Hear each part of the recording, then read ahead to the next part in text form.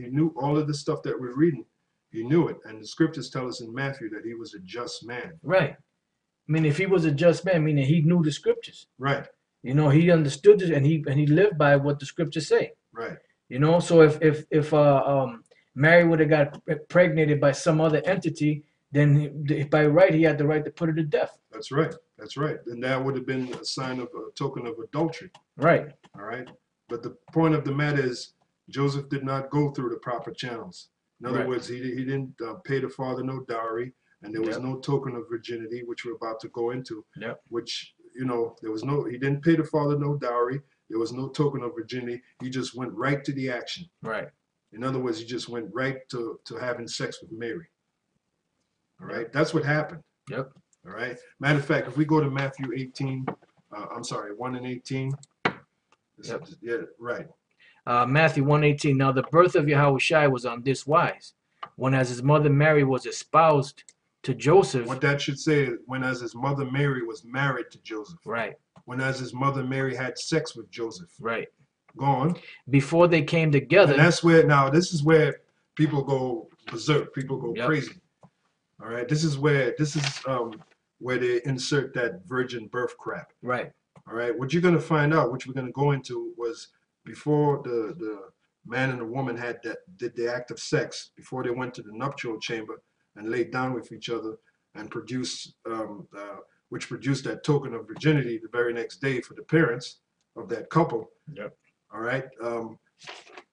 There was a huge feast that took place. Yep. Before all of that happened, and we're going to show you that. Okay. That's what before they came together means. All right. There was no feast. In the case of Joseph and Mary, there was no feast. Yep. There was no feast. There was no token of virginity, and there was no what? No feast, token of virginity, and dowry price. Right. Which was the custom that was going on back then. Right. And how do we know this? Because it's not mentioned here. In other words, there was no grand event that solidified Joseph and Mary coming together. They just came together, and like you said earlier, me and you were talking, the only two witnesses of them coming together was Joseph and Mary. That's it. You know, as opposed to the weddings back then when there was all these witnesses. Right. You know, the big party. Everybody knew this guy is going to get married to this guy. Yep. You know. Then the parent. Oh, I'm sorry. This guy's going to get married to this woman. Right. Slip of the tongue. Right. Then the parents of the wife of the woman would set up the nuptial chamber so that they can set up the cloth so that the man, when he laid down with the woman, you know, they can have that as a token that say, okay, my daughter is a virgin and I got the proof. Is legit. Right. Exactly, which we mentioned earlier. And they didn't have none of that. Right, which is what we're going to go into next. So when it says before they came together, meaning before that whole feast and the whole ceremony and everything took place, you know, which like the Elder Gabar said, we're going to go into it. Matter of fact, you know what? Let's prove that. Okay, let's go into that. So might as well deal with it. Let's go to the book of Genesis, between the marriage of Jacob, which it was supposed to be Jacob and Rachel, but it ended up being Jacob and Leah, because Laban tricked Jacob, and instead of giving Jacob Rachel, he gave Jacob Leah, because he wanted Jacob to work another 7 years for him. Because when Jacob hung around Laban, he got blessings, so he didn't want to lose those blessings. Yep. All right, so let's go to Genesis 29 and 21 to 23. Genesis 29 and 21. And Jacob said unto Laban, give me my wife, for my days are fulfilled, that I may go in unto her. And Laban gathered together all the men of the place and made a feast. Now, why didn't Laban just give Jacob his woman? Right. Let him go pop his woman. No, that wasn't the custom back then. Right. The custom was for them to have a feast, and then you had the nuptial chamber, and then they consummated the marriage, which the word marriage means joined together. Even today, they got something called a honeymoon, right? Now, after they supposedly get married in the so-called church, right? Yep. The pastor say, I pronounce you man and wife, blah, blah, blah, blah, blah. After that, they go straight off to what? To the honeymoon. Now, what is the honeymoon supposed to be? That's supposed to be the nuptial chamber. Right. Yep. Right? Yep. That's where the The act the union is took place, consummated. consummated. There you go. Right, the act was consummated on what something called the honeymoon. Yep. You have that today, so it was no different back then. So read that again. Yeah, it says, and Laban gathered together all the men of the place and made a feast. Mm-hmm. And it came to pass in the evening that he took Leah his daughter and brought her to him, and he went in unto her. And the marriage was consummated. Right. All right, that's the proof. That's the So proof. that's what it means before they, back in Matthew 1:18, before they came together, before they had that feast. Right, because here, when Jacob served Laban, the intent of Jacob serving Laban was to receive Rachel. Right. So now he said, and Jacob said unto Laban, give me my wife. Right. Give me my woman.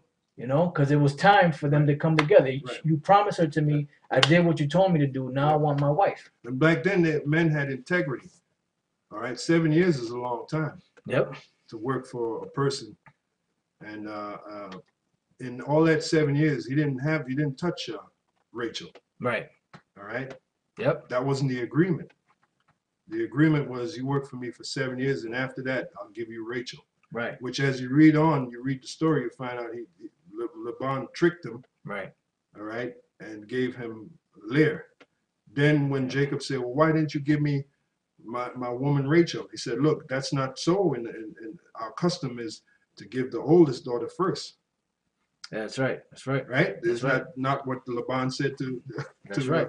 to Jacob? Yeah, it's right here. And then he said, look, if you want Rachel, then you're going to have to work another 7 years for me. That's right. Now, that was subtlety on Laban's part, because he knew when Jacob hung around him, he got blessings. Yep. He tried to keep him around. Keep him around as long as he could.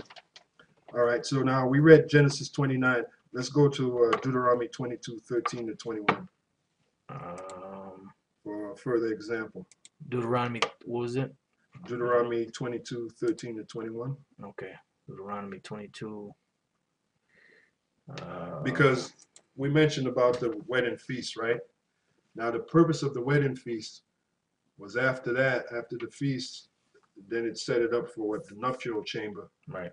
And then that also set it up for what? The token of virginity, which usually in the next morning that was given to the parents of the daughter. Right. As a certificate that the daughter is not damaged goods. Right. All right, so let's go to Deuteronomy 22:13 to 21. All right, Deuteronomy 22, verse 13. If any man take a wife and go in unto her and hate her, and give occasion of speech against her, and bring up an evil name upon her, and say, I took this woman, and when I came to her, I found her not a maid. Now you can go into it.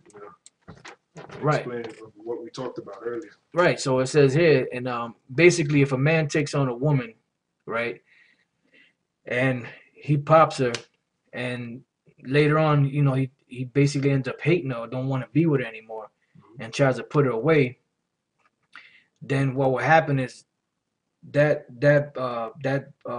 what they call the token of the woman's virginity was given to the parents of the woman, so that if this particular thing happened and they try to put the woman to death because the man said she was a whore, right, the parents would give her, now wait a minute, we got the token of her virginity. The night you laid down with her, yep, this is the token, and then they would spread it before the elders. Yep, that's right. It says, then shall the father of the damsel and her mother take and bring forth the tokens of the damsel's virginity unto the elders of the city and the gate. Yeah, because Elder Ramlov and myself were talking earlier, and you had guys that Satan could jump on them, right, and say, I don't like this woman. Yep. After they popped them. Right. Go around just popping women, and not wanting to take care of them. Right. Which is part of the law. Right. And if I may just say this too, and this ain't talking about these nasty ass hoes today. All right? Yeah. All right. This is talking about a virgin, a maid, a woman that has not been touched by any other man. Undamaged goods. Undamaged goods. Not damaged goods. The women we have today, they're all damaged goods. That's right. They're not. But I'm not. They're not even part of the equation. That's right. We're talking about women that had a certificate. That's right. What was that certificate? The token of her virginity. That's right. None of these hoes out here have the token of their virginity. Right. All right. They don't lay down with so many men. They don't know. They haven't got a clue who the first man was that they laid down with. That's right. All right. So we're not talking. They're not even part of the equation. We're talking about the women back then. All right, go on.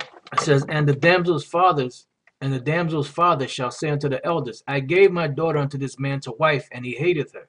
Mm-hmm. And lo, he hath given occasion of speech against her, saying, I found not the daughter, I find not, excuse me, I found not thy daughter a maid. Now you notice it says the damsel's father shall say to the elders. Right. Why not the damsel's mother? Because the of, father owned the that's daughter. right. That's right. The daughter was property to the father. That's right.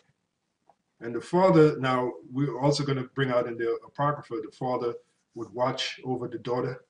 That's right. After we read that, because basically the father was protecting his property. Yep. Making sure his property didn't turn out to be a whore and ended up being damaged goods. Right, right. Because not only would that bring shame to her, but it would bring shame to her him father as well. and his whole household. Yeah, the elders in the gate would talk about this man and say, you know, this man's woman is a. Now, can you understand why the people in the Middle East, right? The people over there in Iraq and Iran, they still carry those customs. That's right. That's right. The father of the daughters over there in Iraq and Iran, Yep. they'll be watching over their daughters. That's right. Now you got this so-called American way of life going over there. That's why they're mad as hell, man. That's right. Because that's what the American way of life does. It corrupts all those values that people had back then. Right. Right. And that's why Joseph wanted to put Mary away secretly, Exactly. which we're going to get to, because when he popped her and all this stuff didn't take place, it would have brought a big scandal. That's right. That's right. You know? Because those what we're showing you, brothers, that was taken very seriously back then. A woman could just run her off and do, you know, girls' night. You didn't have no girls' night out back then, all right? Fucking all this freaking madness. A whole pack of hoes running around at night, you know, jumping from club to club, jumping on every Tom, Dick, Harry, and Harriet. Yeah, girls' night out. Girls gone wild. You didn't have that back then. All right? Go on, brother. It says, and lo, he hath given occasion of speech against her, saying, I found not thy daughter a maid, and yet these are the tokens of my daughter's virginity. Mm-hmm. That was a proof. That was very important, yeah. And they shall spread the cloth before the elders of the city, and the elders of the city shall take that man and chastise him. Mm-hmm. And they shall immerse him in 100 shekels of silver, and give them unto the father of the damsel, because he hath brought up an evil name upon a virgin of Israel. So can you see how important it was for that virgin of Israel, or that woman of Israel, to maintain her dignity and to make sure before she got married, which means join together, have sex, to make sure that she was a virgin. That's right. And to make sure she had that correct certificate, which is the token of her virginity. That's right. All right, that was very important back then. So the point we're making is, when you go back to Matthew, in the case of Joseph and Mary, there was no token of virginity. Right. All right, because Joseph already had sex with Mary. Right, and if that night, let's say they would have had the feast, and that night her parents would have brought them to the nuptial chamber, there would have been no token of virginity, and then Mary would have been scandalized. Exactly. That's why she's a whore. Right, yeah, she's a whore. Now we talked about that earlier. You know, in the Talmud, that's why they call in the Talmud. That's why they say that Mary is an adulteress. Yep. And she's a whore. That's right. All right, because there was no. They know, them so-called Jews, they know back then there was something called a token of virginity. That's right. Now, no token of virginity is mentioned in the book of Matthew. That's right. But that doesn't mean that Mary was a whore. That's right. Right. It was just the way it was done. Like we said, it was done controversial, and the way it was done means that the marriage between Joseph and Mary was very low key. Mm-hmm. All right. It wasn't a thing of. It wasn't a great spectacular thing, like the marriage of Jacob to what he thought was Rachel, which ended up being Leah. That was like a big deal. Right. It tells you Laban made a great feast. Yep. There was no great feast made for the marriage of Joseph and Mary. That's the point. Right, and like Elder Gabar, we spoke about this years ago. Like he said, the whole thing circling Yahweh birth and everything that took place back then was basically a big controversy that the Most High set up. His death, his birth, you know, and everything was like a big controversy the Lord set up. Yep. But really, it was set up to set up stumbling blocks for those that the Lord don't want. You know what? Let's bring that out. Matter of fact, if you go to Hosea 4:1, because everything from the birth of Yahushua, his life to his death, was all controversy. Even his place of birth. Now you had the elders, right? You had the scribes, the wicked Pharisees, the wicked Sadducees. They would say, well, no, he can't be the Messiah because pursuant to my